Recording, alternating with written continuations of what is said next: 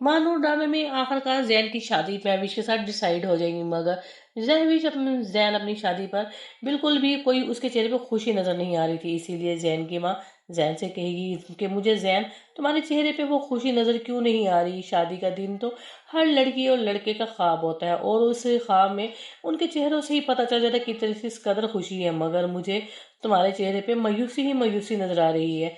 जैन वहां से अपनी माँ को कुछ कहे बगैर ही चला जाएगा, क्योंकि वो जानता है उसकी जिंदगी में खुशी सिर्फ माँ नूर से है। इसीलिए वो अपनी माँ को कुछ ना कह सका, क्योंकि वो जानता है उसकी माँ अभी हॉस्पिटल से डिस्चार्ज होकर घर आई है। उसकी हालत पहले ही बहुत ज्यादा खराब थी।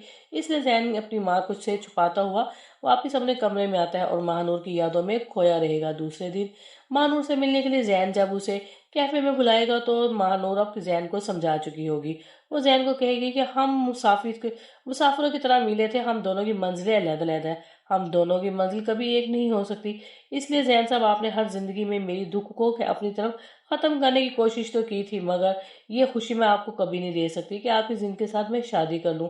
आपकी शादी अगर महविश के साथ त्याग हो चुकी है, तो आपको चाहिए कि आप ये हंसी खुशी अपनी शादी को कबूल कर लें। मगर जैन इस बात को कबूल नहीं करेगा और साफ अल्फाजों में महानूर सख्ती से कह देगी, आइंदा के बाद आपके और मेरे रास्ते अलग हैं। मेरी जिंदगी में या मेरे घर में आने की आपको बिल्कुल भी कोई जरूरत नहीं। जब जैन ये बात सुनेगा तो उसे बहुत ज्यादा दुख होगा, क्योंकि जैन महानूर से बहुत ज्यादा प्यार करता है।